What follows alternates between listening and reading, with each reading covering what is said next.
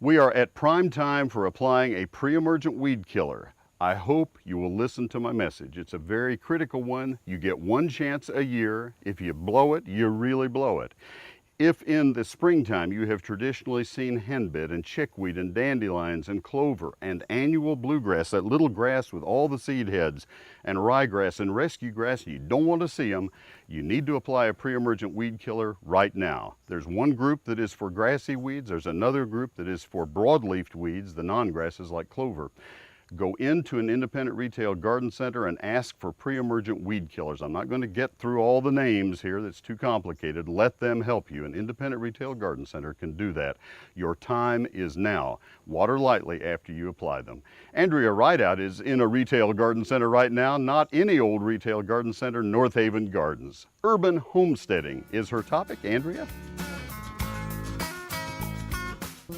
Wow, this is the prettiest compost heap I've ever seen. For those of us who were lucky enough to grow up in the country, planting and growing things just seems to come second nature. But if you grew up in the city like me, it's a little bit more difficult. Let's head out to North Haven Gardens Market Garden and see what's growing with Nikki Rosen.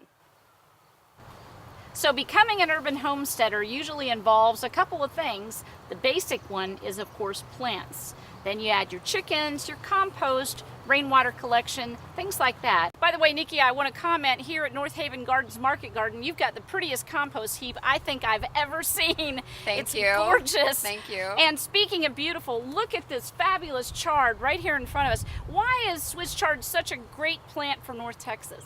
Well, in addition to taking the heat and the cool weather, it can also be planted in smaller spaces. So if you have a container on your patio, you can plant Swiss chard for soups and other recipes. Perfect. And actually, I've got some growing on my back patio that I feed to the chickens every day, and they absolutely love it. All right, what are some of the other plants that you have here at the Market Garden? Well, we have parsley, we have onions, fennel, the chard, of course. We have squash for the blooms as well as for the fruit. And we have more garlic and tomatoes and corn. Beautiful. And then there's some berries along the fence. I know those are kind of just getting started, and they're going to be beautiful this fall. And even though you've got a lot of space here, I know that you encourage everyone, even if they have a small patio area, to get planting. You can become an urban homesteader too. And of course, this is a great time to start planting your fall garden. So get your seedlings started. Now's a great time to get them going and be ready for the fall season. Nikki, what are some of the veggies that are really good and hardy for fall as we're kind of getting into that planting? All of the cole crops, so you would plant broccoli and cauliflower, Brussels sprouts, you could plant salad greens and spinach. All of those do really well in the cool season, as well as dill and cilantro.